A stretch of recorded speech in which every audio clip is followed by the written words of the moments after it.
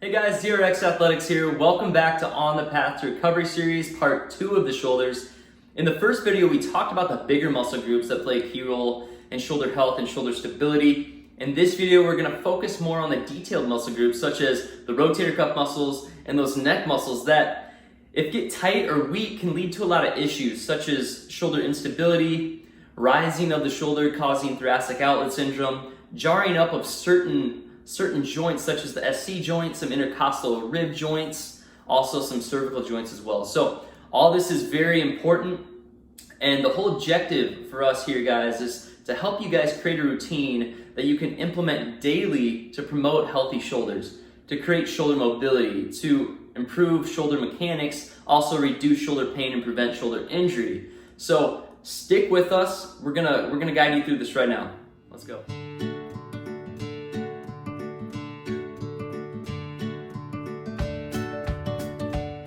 All right, man, you ready? Yeah.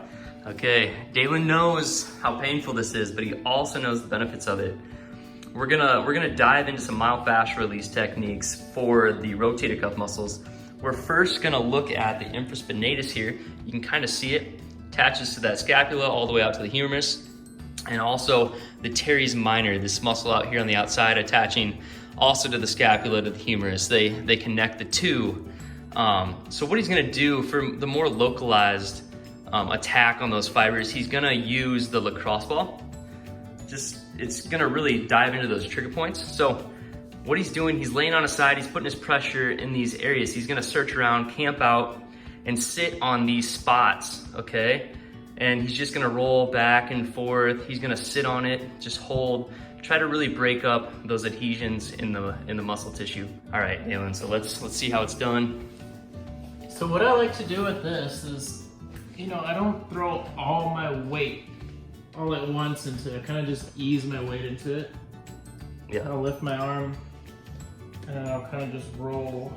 Yeah, and you notice he's holding his elbow up in the air, applying some pressure on that ball. This does get tender, guys, so Don't forget to breathe. Yeah, don't forget to breathe.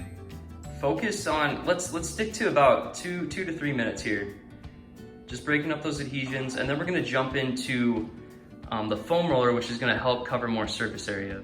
Okay, now we have the foam roller out. Like I said, this is gonna cover a bulk of those two muscles, the infraspinatus and the teres minor. Gonna cover more surface area. So what he's gonna do, he's gonna kind of extend that arm back, just like we did when we hit the lats in the last video, except he's gonna fall backwards toward the camera a little more. There you go. And then he's gonna work back and forth, nice and slow, breathing, relaxing, and letting those muscle adhesions break up, helping to relax those muscles and set that shoulder in a nice position. Okay, now we're gonna move on to the next rotator cuff muscle, the subscapularis, which lies on the inside of the scapula. So, scapula is here. This one's tough to hit. You gotta get under the armpit, okay? So we're diving deep in here. It's on the inside of that scapula. So, finding trigger points in here. And what we got here is this is a broomstick, okay? We're gonna Broken broomstick. Yeah, broken broomstick. So we're gonna put a little towel here just to cushion it a touch, and then we're gonna have some weight in his hand as he applies pressure into that spot I was showing you to really tackle the trigger points within that subscapularis. And what he's gonna do here, he's gonna add his weight onto it, and then the weight of the ball in his hand, he's gonna move around a little bit. Just search around for those areas that are tight, breaking up the muscle adhesions within that subscap. Okay, we're moving on to the final rotator cuff muscle, the supraspinatus. This one lies deep to the trapezius muscle, so you gotta really dig in there.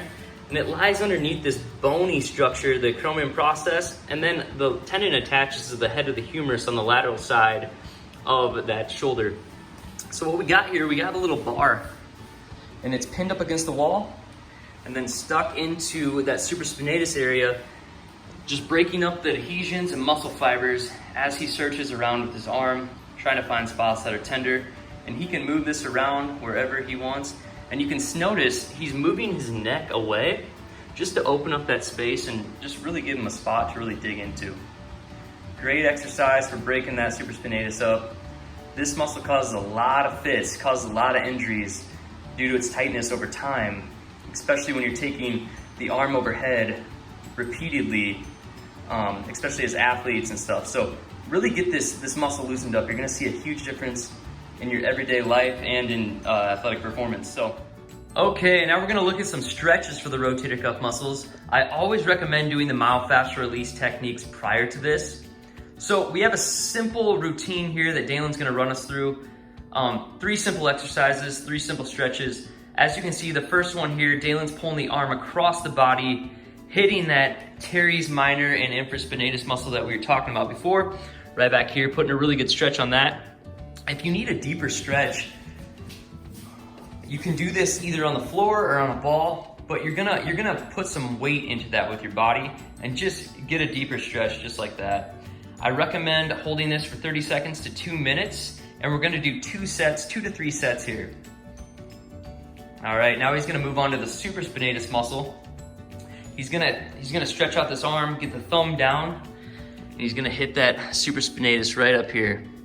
Really dig deep into that, put some weight into it, get a good stretch. Once again, 30 seconds to 2 minutes. We're doing 2 to 3 sets here. And then finally, we're gonna hit the subscapularis. This one's a little different, but it's a really good stretch. He's holding this back here, kind of like he's holding a sword. Then he's gonna grab with the other arm and anchor this, and he's just gonna pull up on that left side of the bar, bringing this elbow up and flaring out, which is gonna put a really good stretch on that subscapularis right in here. All right guys, now we're gonna move on to some strength exercises for the rotator cuff muscles. These are simple, can be done at home. All we need is a resistance band, typically with some minimal resistance. A lot of these muscles tend to be pretty weak. So we're just gonna progress in these movements. This one's probably for beginners. This first exercise here, we're gonna turn this hand into external rotation. And for a beginner, I just want us to see where we're at strength-wise. So we're just gonna hold this with an isometric hold. This is a great starting point for people to see where they're at. So holding this, we're gonna say 15 seconds, and we're gonna work on like 3 to 5 sets here. Holding that right there, 15 seconds. And then from there, we can progress. If that's too easy, we can move on. We can start doing repetitions. So we're gonna move into eccentric repetitions where we're going external rotation, just like this, holding that elbow in a nice position up against the body, really working that teres minor and infraspinatus muscles. Just like that, 15 repetitions, once again, 3 to 5 sets. And then we can start putting load on it and then working on the concentric movement where we're putting the load and then holding it on that negative rep, on the way down. So holding against the resistance, really working those muscles. Same muscles, teres minor and infraspinatus muscles. And then from there you can progress. If that's too easy, we can put a little more tension on that band and then work it. Again, same thing, 15 repetitions, 3 to 5 sets. And then from here, last one, this is the toughest one. We're gonna work a plyometric movement in with the concentric and eccentric movement. So we're gonna work on the eccentric movement first. So we're doing a plyometric jump with eccentric movement and then coming back. Plyometric jump, eccentric movement, back. Jump, movement, back. Once again, 15 repetitions, 3 to 5 sets.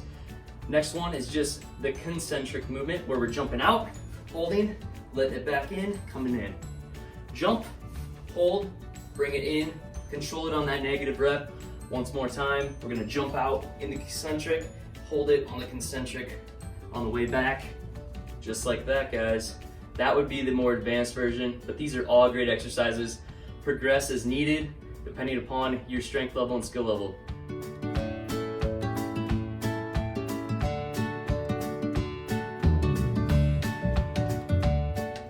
Okay, now we're gonna look at the neck muscles that play a key role in shoulder health and also joint health up front. We're looking at 3 major muscles here. The SCM, the sternocleidomastoid. It really pops when Dalen turns his chin and then tilts his head toward me. To the left of that, we have the scalene muscles, these finger-like muscles on the side. These tend to get really tight as well. And then finally, we have the levator scapula, which lies laterally on the neck and underneath that trapezius muscle down here, responsible for stabilization and movement of the scapula. So when these muscles get tight, they tend to bring our head in a forward position and also cause rounding of the shoulders. And when that happens, it can jar up these joints up front. The SC joint, you have the intercostal joints within that within that rib cage on the thoracic spine. And then also you have the cervical joints on the neck. So if you're having neck pain or headaches, this could be a big reason why. These muscles up front get tight and they put your head in a very weird and vulnerable position, also reducing space within that shoulder capsule, putting a lot of wear and tear on the structures in there too. So this is why it's so important to use these myofascial release techniques to really loosen those muscles up and get the head in a nice position, bring the shoulders back in a nice position, creating a lot of space within that shoulder joint and reducing pain within the neck and also relieving some headaches. Okay, so the sternocleidomastoid, we're gonna look at some self-myofascial release techniques. This big muscle right here that you can really see when Dalen turns his head to the side and leans it toward me. You can really see that protruding. That's the muscle we're hitting. It's responsible for moving the head forward in a forward head posture position when it gets tight. So what we're gonna do a self-myofascial release technique. He's gonna use his thumb. He's gonna flex that down, relaxing the muscle, and he's gonna pin it. He's gonna pin that muscle down. And as he turns the chin up and away, he's gonna glide his thumb along that muscle all the way up from origin to attachment point, and then he's gonna start over again. He's gonna bring it back down.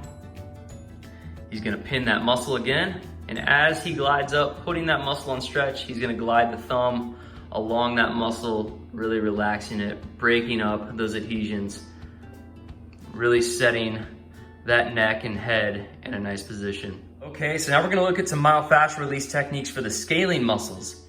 These muscles are responsible for elevation of the shoulder and also some neck pressure when they get tight. So they're located just left of the SCM, the sternocleidomastoid here. They're the finger-like muscles on the left side. So this first technique is just a self-myofascial release technique. I'm just using my thumb here with a little lotion, so that way we don't get the burning sensation when we rub on the skin. But you should find these fibrous tissues that are kind of string-like on the side. And you're just gonna work your thumb up and along, gliding along those muscles, just breaking up adhesions and relaxing the tension on the side. Okay, now we're looking at myofascial release number 2 for the scaling muscles. Just like we did for the supraspinatus of the rotator cuff muscles, we have this bar jarred up against the wall and then pinned here at the bottom of the scaling muscles up here by the first rib. This allows the muscles to relax and also reduces the chances of that first rib elevating, causing that thoracic outlet syndrome. So what he's gonna do here, he's gonna work the head side to side. He's gonna find spots that are tender, working the arm up, outside, above his head, just finding those spots that are tender, breaking up the adhesions and finding the overall functionality of those fibrous tissues. All right, finally, the third muscle, the myofascial release technique we're using here is just a lacrosse ball here. We're gonna find that spot and he's gonna put his weight up against that in the wall. And he's gonna move around searching for tender spots, breaking up those muscle adhesions, and just building the functionality in those muscle tissues, relieving some tension from the neck. If you wanna add additional pressure here, just take your feet a little further away from the wall and sink that levator scapula into the ball. And what he's doing here now, he's holding that ball in a localized spot and moving around there so that way the ball doesn't slip away from the wall. Okay guys, we have an awesome stretch for the scalenes here. I highly suggest you incorporate this into your daily routines. So what we're gonna do here, Dalen's gonna take his head and tilt it away from the side we're trying to stretch. So we're trying to hit these scalene muscles right through here. So he's taking his head there. He's gonna hold this for 10 seconds here. And once he's done with 10 seconds, he's gonna take 2 fingers, he's gonna press toward the side we're trying to stretch with his chin. He's gonna hold that for 10 seconds. Then he's gonna apply some more pressure, turn it, 10 more seconds right there. As he's still tilting that head, you wanna make sure that stays tilted. And then once again, he's gonna take it even further, applying a really good stretch, hitting all those scalene muscles and relieving the tension within that neck. All right guys, now we're gonna look at a really good stretch for the SCM, the sternocleidomastoid. So Dalen's gonna take his head to the side he wants to stretch. He's gonna turn his chin away and he's gonna tuck his head backwards here. He's gonna hold this for like 30 seconds to a minute. Really relieves a lot of that tension within that sternocleidomastoid, reducing the chances of that forward head posture. Awesome stretch here guys. I highly suggest you incorporate this into your daily routine. All right, really quick, we're gonna show you an exercise on how we can strengthen the neck muscles. A lot of people I see have weak neck muscles, which is why they get so tight, because they have to work so much harder to stabilize their head position. So this exercise, all you're gonna do, tuck the chin, create some double chins here, and you're gonna tuck the neck back and chin back, just like that. So you can do this a couple ways. You can do an isometric hold, what Dalen's doing here, anywhere from 15 to 30 seconds. I would recommend 3 to 5 sets of this. Or you can do repetitions where you're doing 12 to 15 repetitions, 3 to 5 sets. Guys, I hope you enjoyed the video. Like I said, our main objective here was to give you some simple techniques that you could incorporate into your daily routine to create functionality and health within your shoulders. If you guys have any questions, leave a comment below, like our video, subscribe to our channel, and stay tuned for our next On the Path to Recovery video. Thanks for watching, guys.